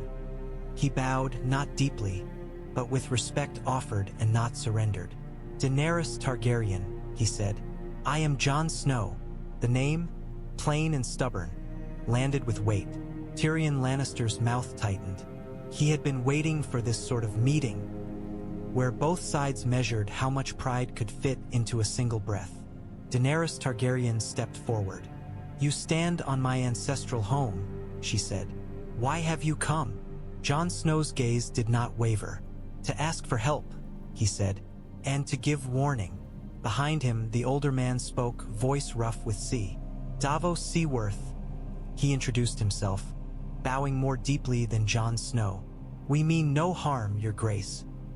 Tyrion Lannister murmured, "Everyone means no harm until it becomes inconvenient." Jon Snow's eyes flicked briefly to Tyrion Lannister, recognition sparking. He had heard of him too. Then Jon Snow looked back at Daenerys Targaryen. "There is a war coming," he said. "Not for crowns, for living men." Daenerys Targaryen felt impatience threaten. Westerosi men always spoke of wars as if they invented them. "I have been at war since I was a girl," she said. "If you have come to beg me to fight your rivals, you are late." Jon Snow's jaw tightened, but he kept his voice level. "Not rivals," he said. "The dead." The words hung between them, cold as frost on steel. Behind Daenerys Targaryen, Missandei inhaled sharply. Grey Worm's eyes narrowed. Varys's attention sharpened, like a knife turned toward fresh threat. Daenerys Targaryen's gaze hardened. "Stories," she said. Jon Snow's voice did not rise. He did not plead. He simply stated. "I have seen them," he said. "I have seen the Night King. I have seen a man die and rise again with blue eyes and no soul. I have seen a fist of ice break an army." Daenerys Targaryen wanted to dismiss him. She wanted to call him deluded, as she had called so many men deluded when they spoke of gods and ghosts. Yet the memory of pale flesh rising from the sea, steam hissing, teeth snapping, crawled up her spine. She glanced toward Dragonmont. Smoke drifted faintly. A dark shape was visible on the slope even from here. Balerion watching the sea with old patience. The island's heartbeat under stone. Tyrion Lannister followed her glance, then looked back to Jon Snow. "And why come to her?" Tyrion asked. "Why not go south and tell the Queen in King's Landing?" Jon Snow's mouth tightened. "Because Cersei Lannister will not believe," he said.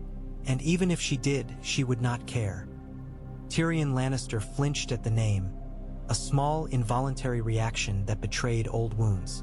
He recovered quickly, but Daenerys Targaryen saw it. Jon Snow took a breath. "There is dragonglass on this island," he said. "We need it. We need it to fight them." Daenerys Targaryen's eyes narrowed. "You come to my home to ask me to mine my mountain," she said, and felt the irony like a bitter taste. Dragons, fire, and now men asking to carve the earth itself for weapons against winter. Jon Snow met her gaze. "I do," he said, "and I will bend my pride for it. If you will help, I will pledge what I can." Tyrion Lannister's voice was soft, dangerous. "Careful, lad. She collects pledges." Daenerys Targaryen lifted a hand slightly, silencing him. Her eyes remained on Jon Snow. In the cold steadiness of the man before her, she saw something that reminded her of herself. Stubbornness born of loss, duty carved by necessity. "Come," Daenerys Targaryen said at last. "You will speak with me in my hall, and you will tell me what you have seen, in detail." Jon Snow nodded once, relief flickering briefly across his face like a candle in wind. He did not smile. Wolves did not. As they turned toward the castle, a distant rumble rolled from Dragonmont, low and deep. Daenerys Targaryen felt it in her scarred palm. It sounded, unsettlingly, like a dragon listening. They spoke for hours beneath Dragonstone's carved arches, torches painting the stone dragons in flickering gold. Jon Snow told his tale without flourish, without embellishment. He described Hardhome, the dead rising like a tide, the way cold moved through bone and turned men into glass-eyed weapons. He described the Night King's calm gaze and the way the world felt smaller beneath it. Daenerys Targaryen listened, arms folded, face carved into a mask of skepticism she no longer fully believed. The words were familiar in shape, old myths given fresh teeth, but she had seen teeth of another kind in Valyria's wake. She could not ignore the echo. When Jon Snow finished, silence settled like dust. Tyrion Lannister broke it first, voice dry. "So," he said, "the world is ending. Again. It's remarkable how often that happens." Jon Snow's gaze shifted to him, unimpressed. "It is ending," he said flatly, "and jokes won't stop it." Tyrion Lannister gave a small, surrendering shrug. "I have discovered," he replied, "that jokes rarely stop anything. They merely keep me from screaming." Daenerys Targaryen leaned forward slightly. "If what you say is true," she said, "why should I believe you?" Jon Snow met her gaze. "Because I came here," he said. "I came to you, a woman I am told burns her enemies and calls it justice. I came because I am running out of time and because pride is a luxury for men who are not staring at death." Daenerys Targaryen felt something shift in her chest. Not trust, but recognition. She had made bargains with men who wanted thrones. This man wanted breath. She rose. "Come," she said. They walked out into the courtyard where cold winds smelled of salt and stone. The dragons were there. Drogon perched on a tower parapet, wings half spread, watching Jon Snow with predatory curiosity. Rhaegal and Viserion circled overhead in lazy loops. The sky was a pale, hard thing, and above them the mountain smoked. Jon Snow's gaze lifted toward Dragonmont, drawn as if by instinct. "That," he said quietly, "is where the dragonglass is." "Yes," Daenerys Targaryen replied, "and that is where something else is." He looked back at her, brows drawn. "Something else?" Daenerys Targaryen did not answer with words. Instead, she led him along the cliff path toward a vantage where Dragonmont's slope could be clearly seen. Grey Worm followed with Unsullied. Missandei came too, her eyes anxious. Tyrion Lannister trailed behind, muttering about cliffs and ungrateful gods. When they reached the overlook, Jon Snow stopped abruptly. Balerion lay on the mountain shelf like a living shadow, immense and motionless, his body making the rock seem smaller by comparison. Smoke curled from his nostrils in slow, lazy ribbons. His scars caught weak daylight as pale lines across black armor. Drogon, lower down, watched him with simmering resentment. Jon Snow stared, his face tightening with something between awe and horror. "That's..." he began, then swallowed. "That's impossible." Tyrion Lannister spoke softly, voice edged with fatigue. "We have been using that word less lately," he said. Jon Snow took a slow step forward as if the sight had hooked him. "Balerion," he whispered, the name sounding strange on northern tongue. Daenerys Targaryen watched him closely. "You know the stories." Jon Snow nodded once, eyes still fixed on the dragon. "Everyone knows," he said. "Aegon's dragon, the Black Dread." Balerion's eye opened. It did not open lazily. It opened with sudden focus, fixing on the tiny figures on the ridge. The air seemed to thicken. Jon Snow froze. Daenerys Targaryen felt her scar itch sharply, as if the dragon's gaze had touched it. She lifted her chin, refusing to be small. "He is free," she said, "and he follows me." Jon Snow's voice came out hoarse. "Does he obey you?" Daenerys Targaryen's mouth tightened. "No," she said. "He chooses." Balerion's head lifted slightly. His nostrils flared, tasting the wind. Then his gaze shifted, not to Daenerys Targaryen, but to Jon Snow. Daenerys Targaryen felt the moment like a blade sliding between ribs. Jon Snow stood rigid, breath held, as if he had stepped too close to the edge of a cliff and felt the drop beneath his heels. Balerion's eye narrowed. The dragon's throat rumbled, low and resonant, and the sound rolled down the mountain and through stone like distant thunder. Jon Snow flinched, then steadied himself with a stubbornness that made Daenerys Targaryen's jaw tighten. He did not step back. He did not bow. He simply stared back at the ancient dragon, face pale but defiant. Balerion's head lowered a fraction. It was not a bow. It was not submission. It was the same motion Daenerys Targaryen had seen when she touched his snout. A weighing, a recognition, a slow acknowledgement of something in blood. Missandei whispered, barely audible, "He sees him." Tyrion Lannister's eyes widened slightly. He glanced at Daenerys Targaryen, then back to Jon Snow, as if rearranging pieces in his mind. Daenerys Targaryen felt heat rise in her chest, sharp and unpleasant. "Why?" she asked, voice too tight. "Is he looking at you like that?" Jon Snow swallowed. His gaze stayed on Balerion. "I don't know," he said quietly. But Daenerys Targaryen saw the truth in the way the moment hung, like a thread drawn taut between dragon and man, and she felt, for the first time since leaving Meereen, something colder than fear settle into her bones. A dragon remembered blood, and blood had more secrets than crowns. The attack came at night, as if Westeros itself had decided to greet her with knives. Dragonstone's harbor lay dark beneath cliff shadows, lanterns bobbing on anchored ships like wary eyes.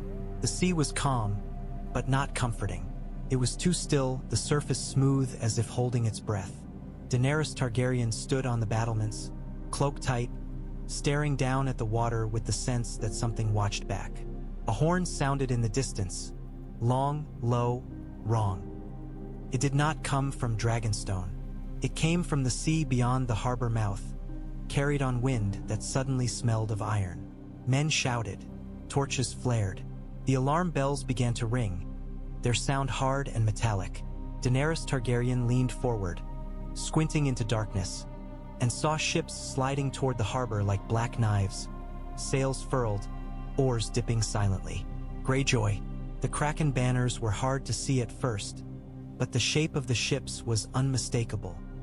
Lean, swift, built to strike and vanish. And at the center of them, another sound rose, a deeper note that made the air tremble. The horn again. It was not a normal war horn. It sounded like a wound being opened, like metal grinding against bone. The note rolled across the water and into Daenerys Targaryen's chest, and she felt her scarred palm flare with sudden heat. Somewhere above, Drogon screamed, not in anger, but in pain. Rhaegal and Viserion answered with frantic cries. The dragon's wings beat wildly in the dark, shadows flailing. Daenerys Targaryen's blood went cold. "Dragonbinder," she whispered. The old story remembered from warlocks and sailors. A horn meant to make dragons kneel. Tyrion Lannister burst onto the battlements beside her, hair disheveled, eyes wide. "Of course," he rasped. "Of course the one man in Westeros mad enough to blow a magic horn at dragons chooses tonight." Jon Snow appeared moments later with Davos Seaworth, both armed, faces grim. Jon Snow's eyes went to the harbor and then up to the dragon's panicked flight. "What is that sound?" he demanded. "A problem," Tyrion Lannister said. The ironborn ships surged closer. Arrows streaked up, flaming tips arcing through night. One struck a sail. Another hit the harbor's wooden platform, flame licking along tarred boards. Daenerys Targaryen drew a sharp breath. "Archers," she commanded. "Ballisti." Below, men scrambled. Unsullied formed lines on the dock. Archers along the cliffs drew and loosed, arrows raining down. Some struck ships, some vanished into water. The horn's note rose again, higher, harsher. Drogon's scream broke into a rasping cry. He spiraled, struggling to stay aloft. Rhaegal veered, nearly clipping a tower. Viserion's flight became erratic, as if his own wings had betrayed him. Daenerys Targaryen felt fury ignite. She had faced sorcery in Quaithe. She had watched men try to cage her dragons. She would not allow it here, not on her home, not under this sky. Then Balerion screamed. The sound drowned the horn. It rolled across the harbor like a wall of thunder, so deep it made stone vibrate. For a heartbeat, the horn's note faltered, as if even magic hesitated under the weight of older power. Balerion dropped from Dragonmont in a single, terrible descent, his shadow swallowing the battlements as he passed. He did not spiral like the younger dragons. He fell like judgment, wings snapping open at the last moment to catch air, sending a gust that made torches gutter. He hovered above the harbor mouth, his gaze fixed on the approaching ironborn ships. The horn sounded again, defiant now, and the note struck the air like a whip. Balerion's wing membranes shuddered. His head jerked slightly, as if something tugged at him from the inside. Daenerys Targaryen's breath caught. The horn was reaching for him too. Balerion's throat rumbled, low and furious. He inhaled, deep enough that it seemed to pull heat from the mountain itself, and then he exhaled. Dark fire poured across the harbor mouth in a sweeping arc. The nearest ironborn ship vanished behind steam and flame, which charred, softened, and sagged. Men screamed. The ship's prow dipped, then collapsed as if the sea itself had eaten it. The next ship tried to turn, oars churning, but the dark flame washed over it too, turning its deck into a furnace. On one of the farther ships, Daenerys Targaryen saw a man standing tall despite chaos. Long hair, dark armor, a grin visible even at distance as if he were laughing at death. Euron Greyjoy. The horn was in his hands, or in the hands of a man beside him, pressed to lips that bled as they blew. Euron Greyjoy did not retreat. He raised the horn again, and the note came out broken and savage. The man blowing it screamed as well, his scream merging with the horn sound, and Daenerys Targaryen realized with a chill that the horn demanded a price from its own user. Balerion's body shuddered. His head turned slightly toward the horn's ship, pulled by the sound like a chain tightening. Daenerys Targaryen's scar burned. She lifted her hand, palm open toward the dragon, as if the gesture alone could anchor him. "No," she whispered. "Not him." Balerion's eye flicked toward her. Just once, a brief acknowledgement through smoke and flame. Then his roar erupted again, and he surged forward, wing beats blasting air, driving himself against the horn's pull through sheer will. His dark fire struck Euron Greyjoy's ship. The deck exploded into flame. The mast ignited. Men leapt into water, their silhouettes briefly outlined against burning sails. The horn's note cut off abruptly, replaced by screaming and the crack of splitting wood. Euron Greyjoy did not die easily. Daenerys Targaryen saw him dive overboard at the last moment, disappearing into dark water like a kraken returning to its depths. The horn vanished with him or sank in burning wreckage. Daenerys could not tell. When the last Ironborn ship turned to flee, the harbor was a field of smoke and drifting embers. The water hissed where dark fire had touched it. Men on Dragonstone stood stunned, faces lit by burning wrecks. Above, Balerion hovered, chest heaving, smoke curling from his nostrils. His eye looked wild for an instant, angered, pained, as if the horn had scraped old scars inside him. Daenerys Targaryen exhaled slowly, realizing her hands were shaking. Tyrion Lannister's voice was hoarse. "Westeros," he said, "always so welcoming." Jon Snow stared at the burning harbor, face hard. "If men will do this for power," he murmured, "what will the dead do?" Daenerys Targaryen looked up at Balerion, at the ancient dragon who had resisted a magic meant to bind him, and she knew the truth settling in her chest like stone. They were surrounded by enemies that wanted her crown, and now they had seen a dragon they would never stop trying to steal. And beneath it all, beneath sea and mountain, something older than crowns listened to horns and roars alike. The harbor burned for 2 days. Charred wreckage drifted in slow circles, bumping gently against rock as if the sea tried to pretend it was only debris and not a warning. The smell of smoke seeped into Dragonstone's halls, clinging to clothing, to hair, to breath. Men repaired what they could, hauling broken planks, replacing ropes, scrubbing soot from stone that had seen worse fires and survived. Daenerys Targaryen watched the work from a high terrace, her face a mask of controlled fury. She had expected Westeros to resist her claim. She had not expected it to reach immediately for sorcery and theft. Tyrion Lannister joined her with a scroll in hand and no humor left to hide behind. "Euron Greyjoy survived," he said. "Not a certainty, but a strong suspicion. He is the sort of man the sea seems to like keeping." Daenerys Targaryen's jaw tightened. "Then he will return," she said. "Yes," Tyrion Lannister replied, "and next time he will bring something worse." A distant rumble rolled from Dragonmont, low and restless. Daenerys Targaryen felt it in her scar as a faint prickling. Balerion had not left the mountain since the battle. He perched above the vent like a sentinel, smoke curling from him as if the island breathed through his lungs. Jon Snow approached the terrace with Davos Seaworth, their boots echoing on stone. Jon Snow's expression was grim. He did not waste time with politeness. "That horn," he said. "If it can hurt dragons, it can hurt your advantage." Daenerys Targaryen's gaze sharpened. "It will not bind him," she said, though she remembered the way Balerion's head had turned toward the horn despite his fury. Jon Snow nodded once. "Maybe not," he said, "but it doesn't need to bind. It only needs to weaken. The dead don't care if you win battles. They care if you lose one." Davos Seaworth cleared his throat. "Begging your pardon, your grace," he said, "but there's another concern." Daenerys Targaryen's attention shifted. "Speak." Davos gestured toward the sea below the terrace. The water was calm, sunlight glittering on it, innocent as ever. "The fishermen," he said, "the ones we found hiding in the caves. They say the water's been wrong. They say things have been surfacing at night. Not ships, not whales." Daenerys Targaryen's stomach tightened. She looked down at the glittering surface and felt a cold thread wrap around her ribs.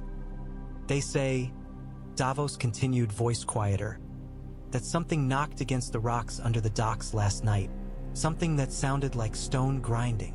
Tyrion Lannister swore softly. "Wonderful," he muttered. "Your deep friends have followed you to your new home." Daenerys Targaryen's hand lifted unconsciously to her scarred palm. "Show me," she said. They went down to the docks where charred wood still smelled of fire. Unsullied stood guard, spears planted, eyes scanning water. A few islanders huddled nearby, faces pale, speaking in hurried whispers that stopped when Daenerys Targaryen approached. The water at the edge of the dock was darker than it should have been, as if shadow pooled there no matter where the sun stood. Daenerys Targaryen leaned over the rail and stared down. For a moment, she saw nothing but her own reflection. Hair pale, eyes too bright, face drawn. Then the water shifted. A pale ridge slid just beneath the surface, close enough that she saw the slick shine of it. It moved slowly, deliberately, as if it wanted her to know it was there. A faint hiss rose, steam curling where the ridge broke the surface for an instant, and then it sank again, vanishing into darkness. Missandei's breath caught behind her. Grey Worm's hand tightened on his spear. Jon Snow's face hardened, as if seeing one more impossible horror only sharpened his certainty. Daenerys Targaryen straightened slowly, heart hammering. "It is here," she said. Tyrion Lannister's voice was thin. "And we are on an island," he said, "which seems like a poor place to be when the sea decides to grow teeth." A roar rolled down from Dragonmont, Balerion, deep and resonant, answering something only he could hear. The sound made the docks vibrate. The water at the edge rippled in response, rings widening outward as if the sea itself flinched. Jon Snow watched the ripples with a cold steadiness. "Fire and ice," he said softly. "It's all moving at once." Daenerys Targaryen stared up at the smoking mountain, at the black shape of Balerion perched above the vent like a crown of dread. The deep things were here, lurking beneath her harbor. The dead were coming in the north, and men like Euron Greyjoy would keep reaching for any tool that could steal her power. The war she had brought from Valyria was no longer behind her. It was at her doorstep. Daenerys Targaryen turned to Jon Snow. "You will have your dragonglass," she said, "and I will have proof of what you speak of. If the dead are real, I will see them with my own eyes." Jon Snow's gaze held hers. "Then come north," he said, "and you will understand why crowns mean nothing when winter arrives." Daenerys Targaryen looked back at the sea, at the dark water hiding pale flesh, and felt a fierce, stubborn resolve rise through fear. "If winter wants the world," she said, "it will have to take it from fire." They found the dragonglass where the mountain bled. The tunnels beneath Dragonmont were older than the castle, carved not by men but by heat and time. Stone walls sweated warmth. Steam drifted in thin curtains. The air tasted of sulfur and deep earth. Torches burned brighter here, as if the fire liked being close to its source. Unsullied led the way, their footsteps muffled on damp rock.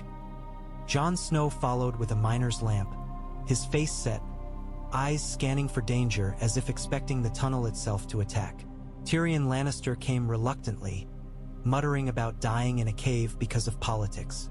Missandei stayed near Daenerys Targaryen, hands clasped tightly, her fear contained but present. Daenerys Targaryen walked at the center, feeling the mountain's heat seep into her bones. Her scarred palm tingled in pulses, like a heartbeat answering another heartbeat. Above them, somewhere on the slopes, Balerion's weight pressed into rock, and she could feel him as surely as if he were coiled around the mountain like a living chain. The tunnel widened into a cavern where black glass glittered in torchlight, dragonglass jutting from walls like frozen lightning. Some pieces were small, sharp shards. Others were thick veins, as if the mountain had been stabbed and then healed with obsidian. Jon Snow stopped, staring. "Enough for an army," he murmured, voice reverent and grim. Davos Seaworth, who had insisted on coming despite every sensible instinct, exhaled softly. "Looks like the gods left us a pile of knives." Tyrion Lannister touched a shard with the tip of his glove and jerked his hand back. "Cold," he muttered. "Everything else down here is hot, and that is cold. I don't like that." Daenerys Targaryen stepped closer. The obsidian shimmered. In its glossy surface, she saw her own reflection warped. Hair like silver fire, eyes dark in torchlight. For a heartbeat, she saw another reflection layered over it. A dragon's eye, ancient and watching. Her scar flared suddenly, pain sharp enough to make her gasp. She pressed her palm against the wall, and the obsidian's cold bit into her skin. The pain spread up her arm like a crack in ice. Jon Snow turned sharply. "Are you hurt?" Daenerys Targaryen shook her head, breath tight. "No," she said. "The mountain is speaking." Tyrion Lannister's laugh was weak. "Of course it is," he said. "Why wouldn't the mountain speak? Everything else does." Then the sound came. Faint at first, a low rumble that rolled through stone. The torches flickered. Dust drifted from the cavern's ceiling. The Unsullied stiffened, spears rising. Daenerys Targaryen felt her blood go cold. It was not the mountain shifting naturally. It was something moving with intent, deep below. Jon Snow's hand went to his sword hilt. "Do you hear that?" he asked. "Yes," Daenerys Targaryen whispered. The rumble deepened, and from the far end of the cavern, a crack in the rock widened with a sharp, splitting sound. Hot air poured out, smelling of ash and old fire. Beyond the crack was darkness, deeper than the tunnel's shadows, a darkness that seemed to drink torchlight. Balerions' roar rolled down through the mountain, so deep it made Daenerys Targaryen's teeth vibrate. The sound did not come from above like an echo. It felt as if the dragon's voice threaded through stone itself, pushing back against whatever moved below. The rumble faltered, as if something had paused to listen. Daenerys Targaryen stepped forward, scar burning, hand outstretched toward the widening crack. Her mind flashed to Valyria's chamber, to glowing runes, to pale flesh writhing beneath molten fissure. The door, the hunger from the deep. Jon Snow caught her arm, grip firm. "Don't," he said, voice low and urgent. "We don't know what's there." Daenerys Targaryen looked at him, eyes bright in torchlight. "I brought it," she said softly. "If it comes, it will come for me." Jon Snow's jaw tightened. "Then we face it," he said. "Together, but not like this." Tyrion Lannister's voice was thin, strained. "I would like to suggest," he said, "that we take the lovely stabby black glass and leave the mysterious cracking hellmouth alone for now." Daenerys Targaryen held Jon Snow's gaze and felt something settle between them, an understanding forged not by trust but by shared necessity. She had brought dread into the world. He had brought warning. Both were burdens. She looked back at the crack. Hot air breathed out. For a heartbeat she thought she saw pale light deep within, like slick flesh turning. Then the crack stilled, closing slightly as the stone settled again. The rumble faded, retreating like a beast pulling back into its den. Balerion's roar echoed once more through the mountain. Lower now, satisfied or simply watchful. Daenerys Targaryen exhaled slowly, realizing she had been holding her breath. Her scar cooled, though it still tingled. Jon Snow released her arm reluctantly. "We take what we came for," he said. Daenerys Targaryen nodded. "We take it," she agreed. "And then we go north." Above them, somewhere beyond stone and smoke, the sea pressed against Dragonstone's cliffs, hiding pale teeth beneath its glitter. The mountain breathed, the dragons waited, and the world, balanced between fire and ice, began to tilt toward war.